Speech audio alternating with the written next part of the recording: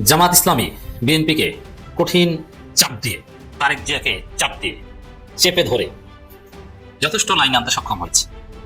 জামাতের বিজয় শুরু। দর্শক, জামাত ক্যান ডু দ্যাট। জামাতের সমালোচনা, আমিরে জামাতের বক্তব্য, সাদিক ক্যান দ্য থ্রেট যে কতটা কার্যকর, এটা এখন দেখছেন পদে পদে ক্ষণে ক্ষণে প্রমাণিত হচ্ছে। দর্শক, আমিরে জামাত এরকম একটা ক্রেডিট দাবি করেছেন, ইটস ট্রু। চাপে পড়ে গণভোট নিয়ে কথা বলছে একটি দল, তার মানে বিএনপি, তারেক রহমান সোফার অথবা 2 দিন আগ পর্যন্ত গণভোট নিয়ে কোনো কথা বলতো না।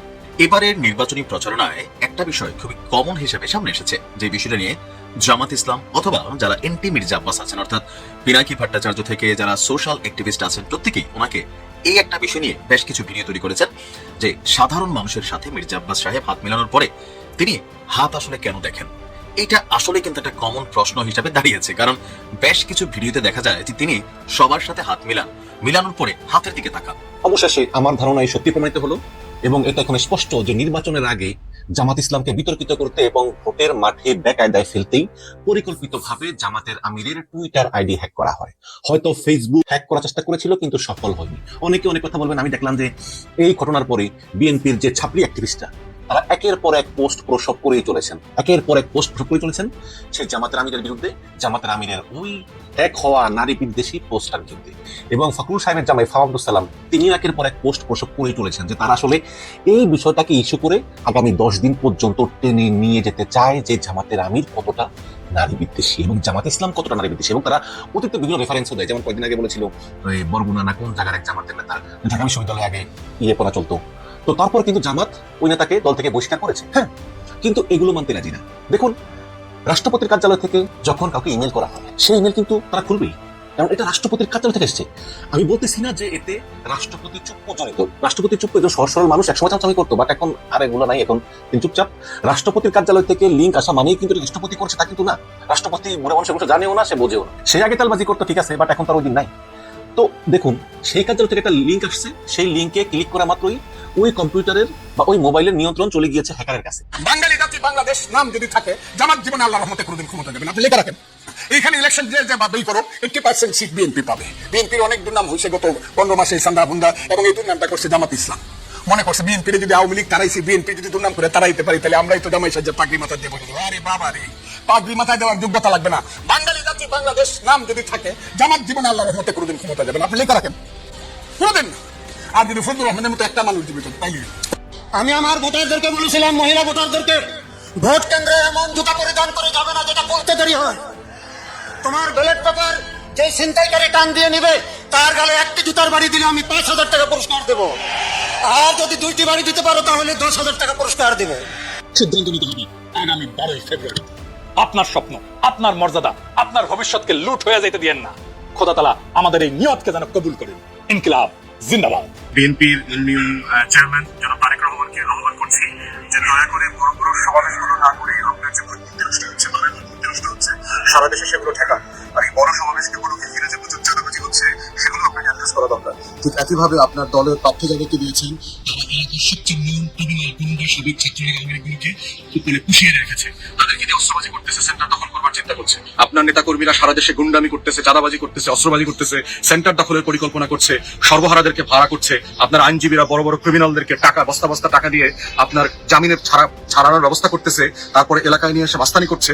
এই কাজগুলো বন্ধ না করে আপনি বিভিন্ন জেলায় বড় বড় মহাসমাবেশ করবেন, দলের টাকা পয়সা দিয়ে লোকদেরকে ভাড়া করে বিশাল লোক সমাগম করবেন। এটা দিয়ে বাংলাদেশের রাজনীতি আর আপনি নিয়ন্ত্রণ করতে পারবেন না। গণভোট অবৈধ। বিএনপি অনেক উদার মনের পরিচয় দিয়েছে, গণভোটে রাজি হয়। এই গণভোট অবৈধ, গণভোট করতে পারে না। আগে সংসদে আলোচনা হবে, সংসদ সিদ্ধান্ত নিবে গণভোট হবে কি হবে। মির্জা আব্বাসকে জিজ্ঞেস করলো একজন সাংবাদিক যে আপনি হ্যাঁ ভোট এবং না ভোট এটার কার পক্ষে অবস্থান নিচ্ছেন। সেটা আমার ব্যক্তিগত ব্যাপার।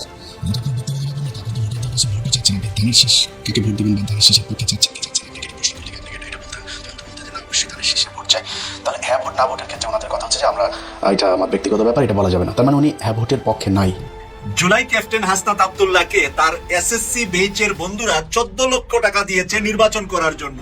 আমরা সেলুট জানাই জুলাই ক্যাপ্টেন হাসনাত আব্দুল্লাহর বন্ধুদেরকে, যারা এই নির্বাচনে একজন নতুন যোদ্ধা আমাদের সেনাপতি ক্যাপ্টেন হাসনাত আব্দুল্লাহকে নির্বাচিত করার জন্য এদের ত্যাগ ভালোবাসা স্মরণীয় হয়ে থাকবে বাংলাদেশের রাজনীতিতে। অত্যন্ত পরিতাপের বিষয়, আজকে পুলিশ সদস্যরা এখানে যারা আছেন, আইন শৃঙ্খলা বাহিনী আপনারা যেখানে আছেন, অতীতে পদ পদবি বানিয়ে নিয়েছিল, আপনাদেরকে ব্যবহার করেছে। আল্লাহর দোহাই লাগে, উপরে আল্লাহ, নিচে জমিন, নিজেকে আর ব্যবহারিত দিয়েন না। আপনারা ন্যায়ের পক্ষে থাকেন, ইনসাফের পক্ষে থাকেন, কোন রাজনৈতিক দল নয়, বাংলাদেশের জনগণ আপনাদের পক্ষে থাকবে। মির্জা আব্বাস ওরফে চান্দা আব্বাস সহ বিএনপির শীর্ষ নেতারা তাদের সম্ভাব্য পরাজয় টের পেয়ে গেছে।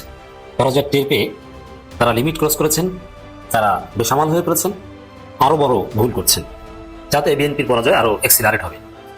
একটা দল পতনের কিংবা পরাজয়ের যত আলামত, বিএনপির মধ্যে সেটা স্পষ্ট হয়ে উঠছে। কোনো আত্মবিশ্বাস, কোনো কনফিডেন্স বিএনপির নেই। আপনি যদি মির্জা আব্বাসের দিকে তাকান, মনে হবে কার্টুন। আসলে এরই বলে খেলার নাম বাবাজি। এতদিন চালাচালি করে এখন যখন জনগণ জবাব চাচ্ছে, আপনারা কি নতুন বাংলাদেশ চান না পুরানা ফেসিবাদী বাংলাদেশ চান, আপনাদেরকে আপনাদের অবস্থান পরিষ্কার করতে হবে। তখন তারা গতকাল থেকে একটু একটু বলা শুরু করেছেন। আসলে এরই বলে খেলার নাম বাবাজি।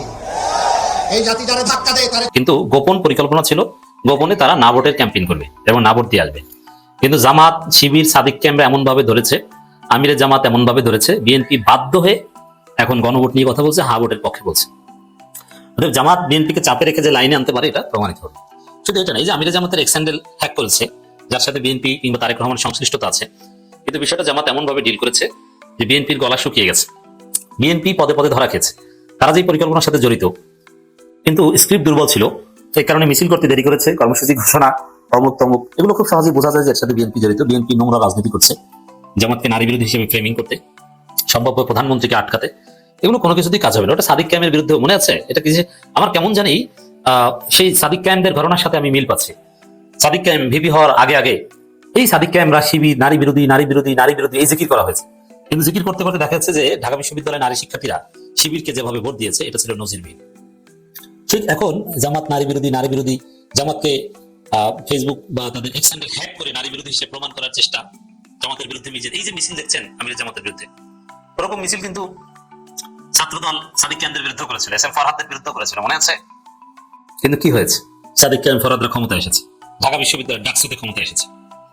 এখন নির্বাচনের আগ মুহূর্তে ঠিক এরকম বেশ কয়েকদিন, নির্বাচন ঠিক অল্প কিছুদিন আগে এই ধরনের নারী বিরোধী হিসেবে শিবিরকে ফ্রেমিং করার চেষ্টা করে পুরো নারী সমাজকে শিবিরের পক্ষে নামিয়ে দিয়েছিল কার্যত বিএনপি। ওটাও ছিল তারেক রহমানের প্ল্যান, কিন্তু ব্যাকফায়ার করেছে। এখনো তারেক রহমানের নির্দেশেই বিএনপি জামাতকে নারী বিরোধী হিসেবে ফ্রেমিং করার চেষ্টা করছে।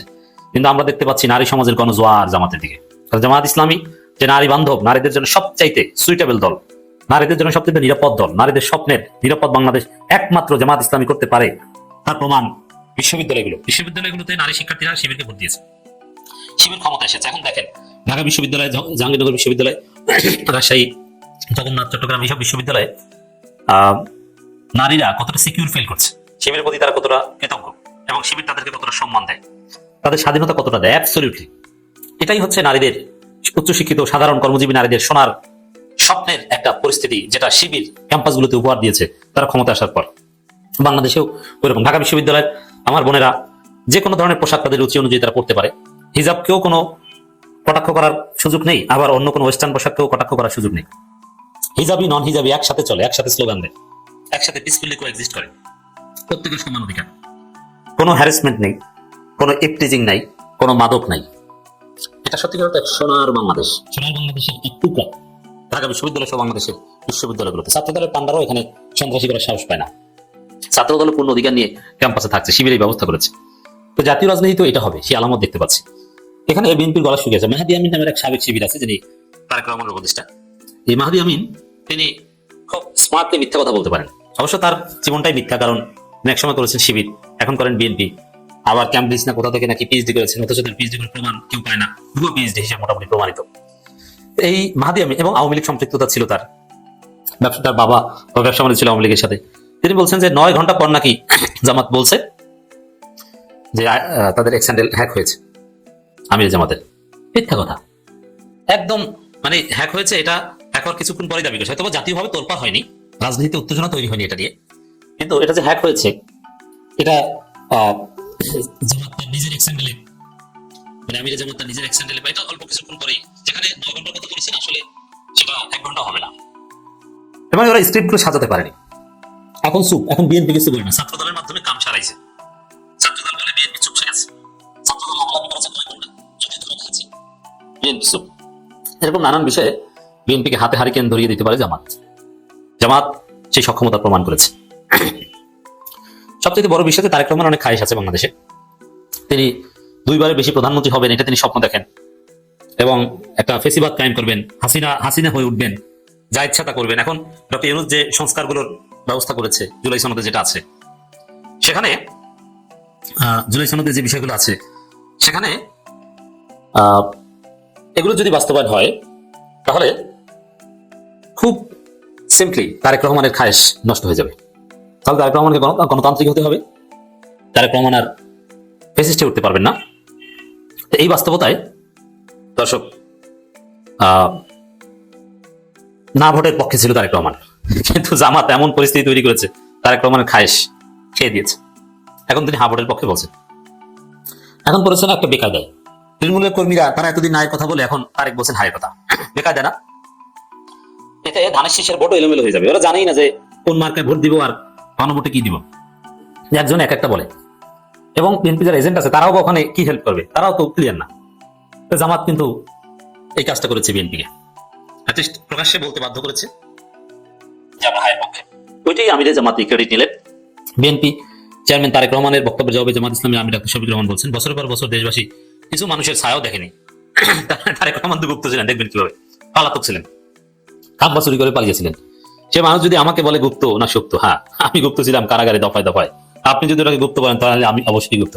মানে তারেক রহমানের যুক্তি টুক্তি আমিরে জামাত খেয়ে একদম নাই করে দিয়েছে। হ্যাঁ, তারেক রহমানকে একদম ধৈর্য বানিয়ে দিয়েছেন আমিরে জামাত এক কথা বলে। সেখানে শাসনামলে নানান কথা বলেছেন ইত্যাদি ইত্যাদি। আর গণভোট নিয়ে এই কথাটা, ফ্যামিলি কার্ড মার্ট, এগুলো সব তো আগে খেয়ে দিয়েছেন। আর মূল কথা হচ্ছে এটা যে চাপে পড়ে, মানে জামাত শিবিরের চাপে পড়ে গণভোট নিয়ে কথা বলছেন, জামাত চাপ দিয়ে আপনাকে লাইনে আনতে পেরেছে। এবারের নির্বাচনী প্রচারণায় একটা বিষয় খুবই কমন হিসেবে সামনে এসেছে, যে বিষয়টা নিয়ে জামাত ইসলাম অথবা যারা এনটি মির্জা আব্বাস আছেন, অর্থাৎ পিনাকি ভট্টাচার্য থেকে যারা সোশ্যাল অ্যাক্টিভিস্ট আছেন, প্রত্যেকেই ওনাকে এই একটা বিষয় নিয়ে বেশ কিছু ভিডিও তৈরি করেছেন যে সাধারণ মানুষের সাথে মির্জা আব্বাস সাহেব হাত মিলানোর পরে তিনি হাত আসলে কেন দেখেন। এটা আসলে কিন্তু একটা কমন প্রশ্ন হিসাবে দাঁড়িয়েছে, কারণ বেশ কিছু ভিডিওতে দেখা যায় যে তিনি সবার সাথে হাত মিলানোর পরে হাতের দিকে তাকান। প্রথম ভিডিওটা দেখে মনে হতো যে তিনি হয়তো সাধারণ মানুষের সাথে হাত মিলানোর পরে অ্যান্টিসেপটিক অথবা কোনো কিছু দিয়ে হাত মুছতে চাচ্ছেন, কিন্তু আসলে তিনি হাত মোছেন না, তিনি হাত দেখেন। এখন আমার মনে হয় এই বিষয়টা নিয়ে এত বেশি ট্রলের শিকার হয়েছেন মির্জা আব্বাস সাহেব। তিনি বিভিন্ন সময় সাংবাদিকদের সাথে কি বলা হয় যে বিভিন্ন সভা করেন, সেমিনার করেন, বিভিন্ন প্রশ্নের উত্তর দেন। তো এই বিষয়টা ওনাকে হয়তো কোনো সাংবাদিক এ পর্যন্ত ওইভাবে প্রশ্ন করে নাই, কিন্তু আমার মনে হয় যে মির্জা আব্বাস সাহেবের এই বিষয়ে একটা ক্লারিফিকেশন দিলে জনগণের সামনে ওনাকে নিয়ে যে রিউমার আছে, অপপ্রচার আছে যে তিনি সাধারণ মানুষের সাথে হাত মেলানো পছন্দ করেন না, তাদের সাথে হাত মিলালে তিনি হাতটা আসলে ভালো করে অ্যান্টিসেপটিক দিয়ে ধুতে চান, বা তার যে বিরোধী শিবিরের প্রচারণা আছে, সেই বিষয়টা নিয়ে আসলেই একটু আমার মনে হয় যে কথা বলা দরকার, যে কি এমন জিনিস ঘটে যে তিনি কারোর সাথে হাত মিলানোর পরে তিনি তার হাতের দিকে তাকান। তার হাতে কি কোনো রকম সমস্যা আছে, অথবা থাকে না যে কোনো রকম জীবাণু আক্রমণের ইস্যু। অনেক সময় আছে যে অনেক রোগী আছেন বা অনেক মানুষ আছেন যারা যে কোনো মানুষের সাথে হাত মিলালে সেখানে জীবাণু সংক্রমণের সুযোগ থাকে, অথবা চুলকানি থাকে, অথবা দাউদ, একজিমা কোনো কিছু থাকে। তো এই ভিডিওটা করার উদ্দেশ্য হচ্ছে, নিশ্চয়ই আমার মতন শত শত না, হাজার হাজার লাখ লাখ মানুষ আপনার মির্জা আব্বাসের হাত মিলানোর এই ভিডিওগুলো আপনারা দেখেছেন। আপনাদের মনে যেমন প্রশ্ন, আমার মনেও আসলে খুবই স্বাভাবিক প্রশ্ন যে এই একটা বিষয় খুবই কমন ফ্যাক্ট, খুবই কমন। তিনি যেখানে যাচ্ছেন হাতও মিলাচ্ছেন, এমন না যে তিনি হাত মিলাচ্ছেন না, মিলাচ্ছেন। ইভেন মাঝে মাঝে এমনও ভিডিও হয় যে ওনার সাথে হাত মিলানোর পর উনি যখন হাতের দিকে তাকান, যেই ব্যক্তি হাত মিলায় ওই ব্যক্তি কনফিউশনে পড়ে যায় যে ওনার হাতে কিছু ছিল নাকি যেটা মির্জা আব্বাসের হাতে লেগে গেছে। গত পরশুদিন একটা ভিডিওতে দেখলাম একজন ভদ্রলোক তিনি মির্জা আব্বাসের সাথে হাত মিলানোর পর আব্বাস সাহেব যখন হাতের দিকে তাকাচ্ছিলেন, ওই লোক 2 বার এসে হাত চেক করে শিওর হলেন যে না, তার হাত থেকে আসলে মির্জা আব্বাসের হাতে কোনো কিছু লাগেনি। বাট আমার মনে হয় এটা কোনো না কোনো একটা ফ্যাক্ট। আবার হতে পারে ধরেন মানে মুদ্রা দোষ থাকে না, যে এক একজনের এক এক রকম মুদ্রা দোষ থাকে। আবার মির্জা আব্বাসের এই ভিডিওকে কম্পারিটিজম ভিডিও হিসাবে নাসিরউদ্দিন পাটোয়ারির গলা মিলানো, ওসমান হাদির মানুষের সাথে গলা মিলানো, অথবা জনাব তারেক রহমানের মানুষের সাথে মিশা হ্যান্ডশেক করা, বা শফিক সাহেবের মানুষের সাথে গলা মিলানো, মানে রাজনৈতিক নেতাদেরকে এখানে একটা কম্পারিজমে কিন্তু টোটালি নিয়ে আসা হয়েছে। তো এই বিষয়টা নিয়ে আসলে কেউ ওইভাবে প্রশ্ন করেন না ওনাকে।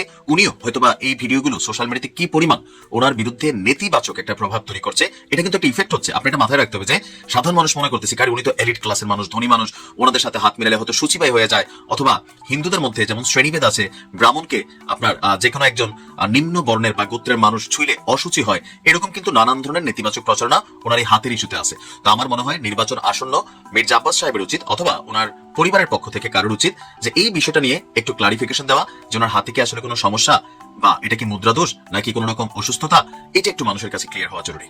যাই হোক, নিশ্চয়ই তিনি ভিডিওটি দেখবেন। ভালো থাকুন, আসসালামু আলাইকুম।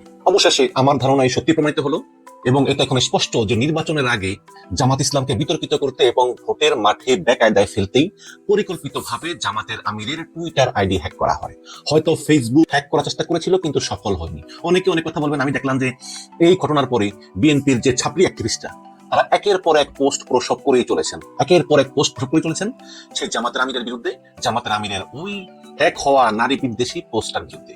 এবং ফখরুল সাহেবের জামাই ফাওয়াদ আব্দুল সালাম তিনি একের পর এক পোস্ট প্রসব করেই চলেছেন যে তারা আসলে এই বিষয়টাকে ইস্যু করে আগামী 10 দিন পর্যন্ত টেনে নিয়ে যেতে চায় যে জামাতের আমির কতটা নারী বিদ্বেষী এবং জামাত ইসলাম কতটা নারী বিদ্বেষী। এবং তারা অতীতে বিভিন্ন রেফারেন্সও দেয়, যেমন কয়েকদিন আগে বলেছিল ওই বরগুনা না কোন জায়গার এক জামাতের নেতা ঢাকা বিশ্ববিদ্যালয়ে আগে পড়া চলতো, তো তারপর কিন্তু জামাত ওই নেতাকে দল থেকে বহিষ্কার করেছে। হ্যাঁ, কিন্তু এগুলো মানতে রাজি না।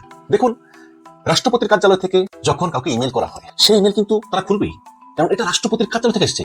আমি বলতেছি না যে এতে রাষ্ট্রপতি চুপ্পু জড়িত। রাষ্ট্রপতি চুপ্পু একজন সহজ সরল মানুষ, একসময় চামচামি করতো, বাট এখন আর এগুলো নাই, এখন তিনি চুপচাপ। রাষ্ট্রপতির কার্যালয় থেকে লিঙ্ক আসা মানেই কিন্তু রাষ্ট্রপতি করছে তা কিন্তু না। রাষ্ট্রপতি বুড়া মানুষ এগুলো জানেও না, সে বোঝেও না। সে আগে তালবাজি করতো, ঠিক আছে, বাট এখন তার ওই দিন নাই। তো দেখুন, সেই কার্যালয় থেকে একটা লিঙ্ক আসছে, সেই লিঙ্কে ক্লিক করা মাত্রই ওই কম্পিউটারের বা ওই মোবাইলের নিয়ন্ত্রণ চলে গিয়েছে হ্যাকারের কাছে। এখন হ্যাকার দুভাবে করতে পারে, একটা হচ্ছে হ্যাকার পাসওয়ার্ড দেখতে পারে, আর একটা হচ্ছে হ্যাকার পাসওয়ার্ড না দেখে সরাসরি, কারণ ওই কম্পিউটার যা হ্যাকারের কাছে কম্পিউটার হতো, কারণ ওই লিঙ্কে ক্লিক করা মাত্রই নিয়ন্ত্রণটা চলে গিয়েছে। এখন ওই হ্যাকার করছে কি, সে শফিক সাহেবের টুইটারের নিয়ন্ত্রণ নিয়ে সেই টুইটারে সে একটা নারী বিদ্বেষী পোস্ট করেছে যে কর্মজীবী নারীরা হচ্ছে ইতিটা।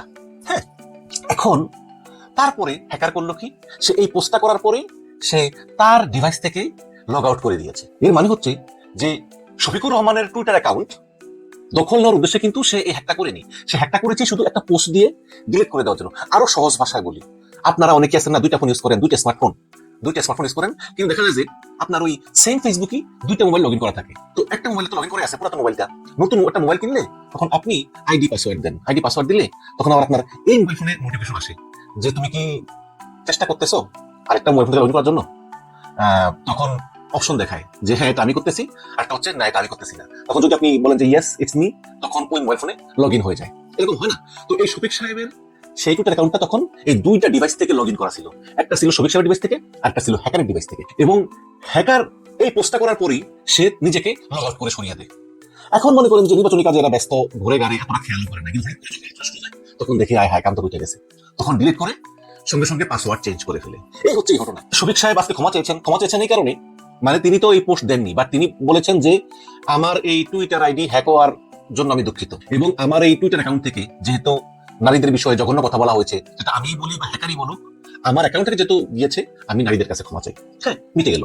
এবং জামাত ইসলাম স্পষ্ট বলেছে যে আমরা ক্ষমা চাই। তারপরেও ছাত্রী অ্যাক্টিভিস্টটা কি ছাড়বে না। কয়েক লাখ টাকা বাজেট হয়ে গিয়েছে, ঢাকা বিশ্ববিদ্যালয় ছাত্র দলের বিশাল মিছিল বের হয়েছে জামাতের আমিরের বিরুদ্ধে, এবং শুনছি নাকি বাম দলকেও প্রচুর টাকা পয়সা দেওয়া হয়েছে, লাখ কয়েক টাকা দেওয়া হয়েছে যে তোমরা একটা বড় বড় মিছিল করো। ঢাকাতে প্রগতিশীল নারী সংগঠনদেরকেও উস্কানি দেওয়া হয়েছে, তোমরাও মিছিল করো। এবং বিএনপির নারী সংগঠন এখনো কেন মিছিলে নামলো না, বিএনপির মহিলা দল কেন এখনো শফিক সাহেবের বিরুদ্ধে ঝাড়ু মিছিল করলো না, এটা নিয়ে কিন্তু বিএনপিতে ব্যাপক ক্ষোভ বিরাজ করতেছে। এখন যারা বিএনপি নেত্রী তারা হয়তো চিন্তা করতেছে যে দেখি আর একটু ভাবি, বা দলীয় প্রধানের নির্দেশ একটু আসুক, মানে এরকম করতেছে। কিন্তু বিএনপি ছাত্রী অ্যাক্টিভিস্টরা তারা খুবই সচেতন, তারা মিনিটে পোস্ট দিতেছে। দেখুন, আমি বিএনপি জামাত দুই দলকে এক চোখে দেখি, দুটো দলই আমার প্রিয় দল। গত পরশুদিন আমির খসরু মাহমুদ চৌধুরী এবং আব্দুল আওয়াল মিন্টুর বিরুদ্ধে ভারতীয় রয়ের সঙ্গে যে সংশ্লিষ্টতার অভিযোগ, এর বিরুদ্ধে আমি প্রথম ভিডিও বানিয়েছিলাম। আমি বলেছিলাম যেগুলো মিথ্যা, তারা আসলে দেখা করেননি, এটা পুরোটাই ফেক। আর দেখা করলে কি হয়েছে ভাই, বিএনপি বলেন, জামাত বলেন, আওয়ামী লীগ বলেন, তাদের প্রত্যেকের সঙ্গে ভারতের, আমেরিকার, চীনের সবার যোগাযোগ আছে, গোপন মিটিং আছে, এগুলো হয়, এগুলো স্বাভাবিক। ওই কারো কোনো গোপন ছবি অমুক দেশের গোয়েন্দাদের সঙ্গে, এগুলো কোনো বিষয় না, এগুলো হয় সাধারণত। রাজনীতিবিদরা গোপনে এরকম মিটিং করেই থাকে। ওই দেখলেন না, মার্কিন দূতাবাস 4 জন সাংবাদিকদেরকে নিয়ে গোপন কথা বললো, একজন আবার রেকর্ড করে ছেড়ে দিল। এগুলো সবসময় হয়, হয়তো একজন সাংবাদিক রেকর্ড করে ছেড়ে দেওয়াতে আমরা দেখলাম। সাংবাদিকদের সঙ্গে, রাজনীতিবিদদের সঙ্গে, বিভিন্ন গোয়েন্দা সংস্থার, বিভিন্ন কূটনীতিকের গোপন বৈঠক হরদম হয়। আমি মনে করি যদি আমির খসরু আব্দুল মিন্টু বৈঠক করেও থাকেন, যেটা ভুয়া আমি বললাম, যদি সত্য হতো তাহলে কোনো সত্য না, এগুলো হয়। কিন্তু জামাত ইসলামের আমিরের এই পোস্টটা একটু ভয়ঙ্কর হয়ে গিয়েছে, কিন্তু যেহেতু তিনি দেননি সেহেতু আমরা বলতে পারি যে তিনি নির্দোষ। কিন্তু বিএনপির অ্যাক্টিভিস্টরা এটার পুরো সুযোগ দিতে চাইতেছেন, এবং জামাত ইসলাম মনে করতেছে যে হ্যাক হওয়ার পরে শুধু এই পোস্টটা দিয়েই আবার হ্যাকার নিজেকে সরিয়ে নেওয়া, এবং তারপরে সঙ্গে সঙ্গে স্ক্রিনশট দিয়ে সংঘবদ্ধভাবে জামাত ইসলামের আমিরের বিরুদ্ধে নারী বিদ্বেষী প্রচার চালানো, এটা হচ্ছে বৃহত্তর ষড়যন্ত্রের সুপরিকল্পিত অংশ বিশেষ। এবং রাষ্ট্রপতির কার্যালয় শুধু না, এতে একাধিক গোয়েন্দা সংস্থাও জড়িত হতে পারে। কারণ সরকার তো ইউনূস এবং একজন উপদেষ্টা মাত্র, যে প্রশাসন যন্ত্র, যে সচিবালয়, যে আমলাতন্ত্র, সেনাবাহিনী, নৌবাহিনী, সশস্ত্র বাহিনী, বর্তমানে এরা সবাই চায় বিএনপি ক্ষমতায় আসুক। দেখুন, বিএনপি বলতেছে যে আমরা ক্ষমতায় গেলে দুর্নীতি দমন করব, জামাতও বলতেছে, কিন্তু এই আমলাতন্ত্র মনে করতেছে যে বিএনপি মুখে বললেও ক্ষমতায় গেলে হয়তো এদিক ওদিক করে থাকতে পারবো, কিন্তু জামাত ক্ষমতায় গেলে তারা স্পষ্ট বলতেছে সরকারি চাকরিজীবীদের হিসাব দিতে হবে। এটা তো মেনে নেওয়া যায় না। কিছুদিন আগে মোহাম্মদ ফয়জুল কবির, তিনি উপদেষ্টা এখনো আছেন, তিনি বলেছিলেন যে যে প্রশিক্ষণ বিমানটা মাইলস্টোনের উপর পড়েছে সেটা পড়া ছিল সচিবালয়ে। এই সচিবালয়ের এক একজন সচিব তারা হচ্ছেন অঘোষিত রাজা, কোনো কাম কাজ নাই। সকালে অফিসে আসেন, আড্ডা মাড্ডা দেন, বৈঠক করেন, এই সিটি চালাচালি করেন এক দপ্তর থেকে এক দপ্তরে, বিকেলবেলা বাসায় চলে যান। তাহলে প্রশাসনের প্রাণ কেন্দ্র সচিবালয় যদি এই ধরনের অবস্থা হয়, তাহলে কিভাবে তাদের সম্মত হবে, তাই না? তো এই সমস্ত বিভিন্ন কারণে প্রশাসন, তারপরে সেনাবাহিনীর কিছু বিচার টিচার আছে, এগুলা হয়তো তারা মনে করছে বিএনপি আসলে আর বিচার টিচার হবে না বা একটু ম্যানেজ করা যাবে, জামাত আসলে যাবে না। তো এইভাবে সংঘবদ্ধ ভাবে এই প্রশাসন, এই সশস্ত্র বাহিনী সহ অনেকেই কিন্তু চায় যাতে বিএনপি ক্ষমতা এসে পড়ে, এবং এই কারণেই বিভিন্ন ভাবে চেষ্টা করতেছিল নির্বাচনের আগে জামাতের আমিরকে বিতর্কিত করার জন্য, কিন্তু তারা সে চেষ্টায় সফল হয়নি। এখন এই 2 দিন লাফালাফি করতেছে ছাত্রী অ্যাক্টিভিস্টরা। এখন দেখুন, জামাতের মিডিয়া বিভাগ থেকে সরাসরি সংবাদ সম্মেলন করে একদম দেখিয়ে দেওয়া হয়েছে যে কিভাবে বঙ্গভবনের অফিসিয়াল ইমেইল থেকে ইমেইল পাঠিয়ে ফিশিং লিংক ইউজ করে কিভাবে জামাতের আমিরের টুইটার অ্যাকাউন্টটা দখল করে নেওয়া হয়েছে। এবং সাধারণত জামাত ইসলামের আমিরের টুইটার অ্যাকাউন্ট থেকে যেই সব ডিভাইস থেকে পোস্ট দেওয়া হয়, সব ডিভাইসের কিন্তু একটা আইপি অ্যাড্রেস আছে, কিন্তু এই একটা মাত্র পোস্টে নতুন একটা ডিভাইস থেকে দেওয়া হয়, যে ডিভাইসের আইপি অ্যাড্রেসটাও ভিন্ন। হ্যাঁ, এবং বিএনপির লোকজন যে স্ক্রিনশটটা ভাইরাল করে, সেই স্ক্রিনশটটা ওই হ্যাক হওয়ার পরে পোস্টটা দেওয়ার 1 মিনিটের ভিতরে স্ক্রিনশটটা নিয়ে নেওয়া হয়। স্ক্রিনশটটা নিয়ে নেওয়ার পরেই হ্যাকার নিজেকে শফিকুর রহমানের টুইটার অ্যাকাউন্ট থেকে প্রত্যাহার করে নেয়, এবং পরে বিএনপির সাপ্রি অ্যাক্টিভিস্টরা সংঘবদ্ধ ভয় প্রচার করতে থাকে যে টুইটার অ্যাকাউন্ট হ্যাক হলে এত দ্রুত রিকভার করা যায় না। কিন্তু এই অ্যাকাউন্ট কিন্তু শফিক সাহেবের অ্যাডমিনের কাছ থেকে নেওয়া হয়নি। কিন্তু মনে করেন যে শফিক সাহেবের টুইটার চালানোর জন্য 3 জন অ্যাডমিন আছে, এখানে ও হ্যাক করে আরেকজন অ্যাডমিন হিসাবে নিজেকে যুক্ত করেছে, যুক্ত হয়ে ওই নারী বিদ্বেষী পোস্টটা দিয়ে তারপর একটা স্ক্রিনশট নিয়ে তারপরে সে নিজেকে রিমুভ করে নিয়েছে, এবং এই কারণেই ওই আইডি হ্যাক হয়ে গিয়েছে। বাট এটা শফিকুর রহমান সাহেবের নিয়ন্ত্রণে ছিল, হ্যাকারের নিয়ন্ত্রণে ছিল। পরে হ্যাকার প্রত্যাহার করে নিয়েছে, এবং শফিক সাহেবের অ্যাডমিনরা খেয়াল করেনি। পরে যখন জানাজানি হয়ে যায়, তখন শফিক সাহেবের অ্যাডমিনরা পাসওয়ার্ড চেঞ্জ করে নেন, এবং রাষ্ট্রপতি দপ্তর থেকে একটা ফিশিং লিংক পাঠানো হলো। রাষ্ট্রপতি দপ্তরের কর্মকর্তা সরোয়ার আলমের নামে ইমেল আইডি ব্যবহার করে এই ফিশিং লিংকটা পাঠানো হয়। সুতরাং আমি মনে করি আসলে এই সরকার তো আর মাত্র 10-12 দিন আছে, এই সরকারের কথা কেউ শুনবে কি শুনবে না জানি না, কিন্তু যদি তদন্ত করা হয় তাহলে আমি মনে করি রাষ্ট্রপতির দপ্তরের একাধিক কর্মকর্তার এইসব বিষয়ে সংশ্লিষ্টতার প্রমাণ পাওয়া গেলেও যেতে পারে। পাকিস্তানের একটি লোকেশন থেকে একটি আননোন ডিভাইস, সেই ডিভাইস ব্যবহার করে ডক্টর শফিকুর রহমানের টুইটারে এই পোস্ট দেওয়া হয়েছে। আবার প্রশ্ন এখানেও আছে যে লোকেশন পাকিস্তান দেখালেও আসলে কি সে লোক পাকিস্তানে ছিল না। ভিপিএন ব্যবহার করে যে কোনো জায়গায় বসে পৃথিবীর যে কোনো জায়গায় লোকেশন দেখিয়ে দেওয়া যায়, এটা এখন ছোট বাচ্চারাও পারে। যাই হোক, পরিশেষে একটা কথা বলি, সেটা হচ্ছে সভ্য দেশে যদি কোনো লোক আসলেই সত্যিই কোনো বেফাস কথা বলে ফেলে, এবং বলে ফেলার পরে সে বলে যে আমি আমার এই বেফাস কথার জন্য ক্ষমা চাই, আমি তখন বুঝতে পারিনি, ঘটনা কিন্তু এখানেই শেষ। হ্যাঁ, কিন্তু এটাকে একটা ইস্যু করে বিশাল বিশাল মিছিল করার চেষ্টা, অন্যান্য প্রতিষ্ঠানগুলোকে উস্কানি দেওয়া, তোমরাও জামাতের আমিরের বিরুদ্ধে মিছিলে নামো, তাকে নারী বিদ্বেষী বলে প্রমাণ করে দাও, তার দল ক্ষমতা এলে নারীদের অধিকার থাকবে না বলে প্রমাণ করে দাও, জামাতের আমির নারীদের সম্মান করেন না বলে আওয়াজ তোলো। ওই যে হিটলারের গোয়েবলসের মতো, গোয়েবলস বলেছিল যে একটা মিথ্যা কথাকে 100 বার বললে সত্য হয়ে যায়। এগুলো কিন্তু কোনো সুস্থ রাজনীতির লক্ষণ না। তর্কের খাতিরে যদি ধরেও নেই যে জামাত ইসলামের আমির নারীদের বিষয়ে ঠিক এইরকম দৃষ্টিভঙ্গি পোষণ করে, কিন্তু তিনি কি এত বোকা যে নির্বাচনের 10 দিন বাকি আছে তিনি এগুলো বলে বেড়াবেন? প্রশ্নই আসে না, তিনি এগুলো বলবেন না। তার এটুকু কমন সেন্স আছে, যেখানে বাংলাদেশে কর্মজীবী নারীর সংখ্যা 2 কোটির উপরে, যেখানে জামাত ইসলামের আমিরের স্ত্রী নিজেই কর্মজীবী মহিলা, সেখানে তিনি এই ধরনের কথা বলবেন কেন? আগে একটু বলেন তো আপনারা। জামাতের আমির তো ক্ষমা চাইলো, তিনি বলেছেন যে এটা আমি করিনি, বা যেহেতু আমার টুইটার অ্যাকাউন্ট থেকে এই ধরনের পোস্ট দিয়েছে হ্যাকের মাধ্যমে, যে মাধ্যমে আমি ক্ষমা চাই, কিন্তু তারেক রহমান কি ক্ষমা চাইবেন? এই যে শেরপুরে বিএনপির লোকজন জামাতের নেতাকে মেরে ফেললো, নারায়ণগঞ্জে তুচ্ছ কারণে যুব দলতার খুশিতে স্বেচ্ছাসেবক দলতা মারা গেল, নিজেদের ভিতর নিজেদেরই। গাজীপুরে ব্যবসায়ী একজন নারীকে ছাত্রদল নেতা মেরে ফেললো। ইউনূস সরকার ক্ষমতা নেওয়ার পর থেকে গত বছরের অক্টোবর পর্যন্ত এই 13 মাসে রাজনৈতিক সহিংসতায় 160 জন নিহত হয়েছে। এর ভিতরে বিএনপির অভ্যন্তরীণ কোন্দলেই 85 জন মারা গেছে, নিজেরা নিজেদেরকে মেরেছে। তারেক রহমান কি ক্ষমা চাইবেন? তাকে ক্ষমা চাওয়া উচিত না যে আমার দলের ভিতরে এটা হলো, আমার তো ক্ষমা চাওয়া উচিত। আমি বলছি না ক্ষমা চাইতে হবে, মানে কথা উদাহরণ দিয়ে বললাম। দেখুন, তারেক রহমান, শফিকুর রহমান, এরা হচ্ছে জাতীয় নেতা, এদের প্রতি আমাদের শ্রদ্ধা থাকবে। শুধু একটা রিকোয়েস্ট করবো বিএনপি ভাইদের, যে চোখে আমরা শেখ হাসিনাকে দেখেছি সে চোখে আমরা যাতে শফিকুর রহমানকে না দেখি, ঠিক তেমনি জামাতের ভাইদের বলবো যে চোখে আমরা শেখ হাসিনাকে দেখেছি সেই চোখে যেন তারেক রহমানকে না দেখি। রাজনৈতিক আর দুই হচ্ছে, এই কথার ভিতরে ভয়ঙ্কর একটি ষড়যন্ত্র লুকিয়ে আছে বলে আমাদের কাছে মনে হয়। তিনি আজ রাজধানীর পল্টনে হজ রিক্রুটিং এজেন্সির মালিকদের সাথে এক মত বিনিময় সভায় উপস্থিত হয়ে সেখানে বক্তব্য দিতে গিয়ে তিনি বলেন যে শুনলাম একটি দল 40 লক্ষ বোরকা বানাইতে দিছে, আমার মাও বোরকা পরতো, বোরকাকে আমরা সম্মান করি, মির্জা আব্বাসের ভাষা, এবং এই বোরকা পরে তারা ফলস ভোট দিবে, এটা আমরা হতে দিব না। মির্জা আব্বাসের এই বক্তব্যের ভিতরে একটি সংঘাতের ইঙ্গিত খুঁজে পাওয়া যায়। কিভাবে সংঘাতের ইঙ্গিত পাওয়া যায়? ইতিমধ্যে আপনারা লক্ষ্য করেছেন বিগত এই 22 তারিখের পর থেকে আজ 31 তারিখ আমি যখন এই ভিডিও করছি, এই যে 8-9 দিন, এই 8-9 দিনের ভিতরে অন্তত 35 থেকে 40টা স্পটে জামাত ইসলামের বিভিন্ন পর্যায়ের নারী নেত্রীদেরকে, যারা ভোট চাইতে গিয়েছে বাড়ি বাড়ি মানুষের দ্বারে দ্বারে, সেখান থেকে ফেরার পথে বিএনপির নেতাকর্মীরা জামাতের ওই নারী নেত্রীদেরকে, ওই সমস্ত নারী সদস্যদেরকে বিভিন্নভাবে হ্যারাসমেন্ট করেছে। এবং এরা কিন্তু প্রত্যেকেই পর্দানশীলা, প্রত্যেকেই বোরকা পরিহিতা। আমরা এটি পর্যন্ত বলতে শুনেছি বিএনপির বিভিন্ন পর্যায়ের নেতাকর্মীরা নারীদেরকে এই বলে হেনস্থা করছে যে তোরা এই যে বোরকা পরস, মুখ ঢেকে এখানে আসোস, শয়তানি, এই ইসলামকে এটা বলছে, তোর বোরকা পরে শয়তানি করে বেড়াস, এই ধরনের কথা কিন্তু আমরা শুনতে পেয়েছি। এই ব্যাপারে বিএনপি কোনো ধরনের কোনো পদক্ষেপ গ্রহণ করে নাই, এমনকি শত শত ভিডিও আমাদের কাছে আছে যে বিএনপির বিভিন্ন পর্যায়ের নেতারা এই ধরনের হ্যারাসমেন্ট করছে, নারীদেরকে উত্ত্যক্ত করছে, নিপীড়ন করছে। এমনকি আমরা এটাও দেখেছি একজন 60 ঊর্ধ্ব মহিলাকে, বৃদ্ধ মাকে তলপেটের উপরে লাথি মারতে আমরা দেখেছি। এরকম 2টা ভিডিও আমাদের চোখের সামনে এসেছে। নোয়াখালীর সুবর্ণচরে আমরা আরেকটি ঘটনা যেটা দেখলাম, যে বিএনপির ওই 8 নম্বর ওয়ার্ডের যিনি সেক্রেটারি মোশাররফ, তিনি একজন মাকে রাস্তায়, তিনি সহ আরো বেশ কয়েকজন ভোট চেয়ে বাড়িতে ফিরছিলেন, ঠিক সেই সময় তাকে প্রচন্ডভাবে গালিগালাজ, উত্তক্ত, এমনকি যে বিশ্রী কুরুচিপূর্ণ শব্দগুলো সেখানে ব্যবহার করেছে, এগুলো বলার মতো নয়। যদিও এই ঘটনাকে ধামাচাপা দেবার জন্য উল্টা আমরা যেটা দেখলাম, বিএনপির রুহুল কবির রিজভী তিনি উল্টা দাবি করলেন যে জামাতের নেতাকর্মীরা বিভিন্ন জায়গায় বিএনপির নারী সদস্যদেরকে হেনস্থা করছে। রিজভী ভাই, আপনি এই নিউজ কোথায় পেলেন, বা জামাতের কোন কোন নেতা কোথায় বিএনপির নেতাকর্মীদের, নারী নেত্রীদের হেনস্থা করেছে, হ্যারাসমেন্ট করেছে, নিপীড়ন করেছে, এই ভিডিও আমরা আপনার কাছে চাই, এই প্রমাণ আমরা আপনার কাছে চাই। যদি আপনি এই প্রমাণ আমাদের কাছে দিতে পারেন তাহলে আমরা জামাতকে ঘৃণার চোখেই দেখব।